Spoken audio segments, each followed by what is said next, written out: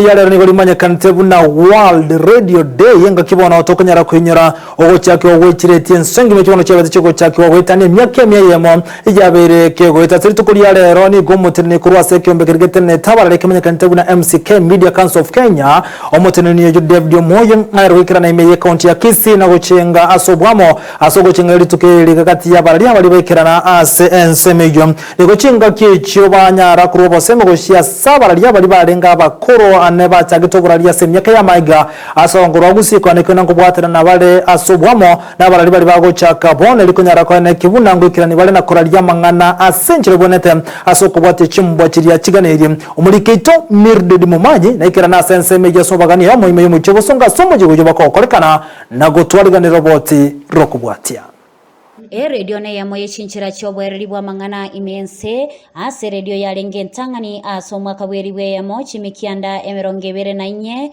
ase redio ntangani ya chagetugu yalenge Voice of Kenya iyo yachite wonchorili gukoba KBC ase goikabono chi redio chamentire na goikachi mibere na merongebere na isano na ibere imense ya Kenya.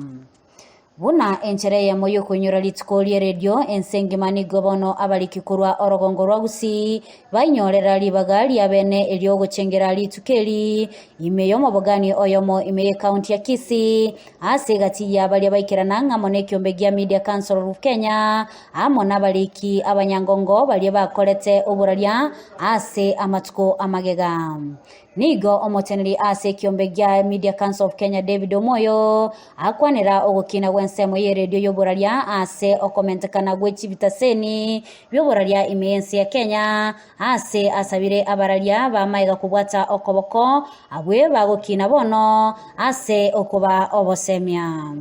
Now I think we have almost everybody has their radio stations. He says that we have about 33 frequencies in the Kisii region, at least not less than half of them are local radios speaking full time in that language, isn't it? So I think really we have grown. But nevertheless, as we celebrate this, is the power of radio. That while we have social media growing, every one of us is on Twitter and WhatsApp and all that, what has changed is mostly the medium of receiving the message, that we can have a lot of our kabambe phones now have an FM feature.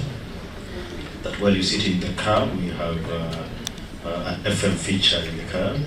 Omoteneri kurwa ase chinyomba chioboralia nigo asaba serikali kubwate si chinyomba chioboralia bunenchire yemo yogokinia SectU.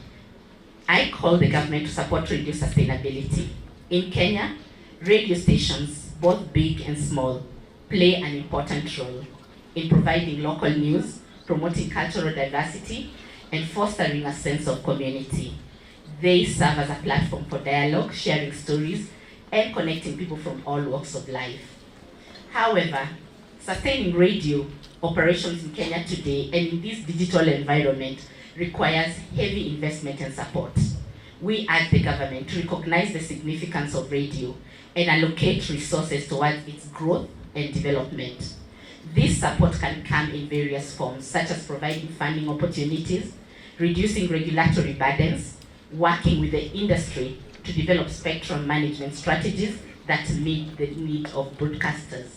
At the same time, providing tax incentive to encourage investment in the industry.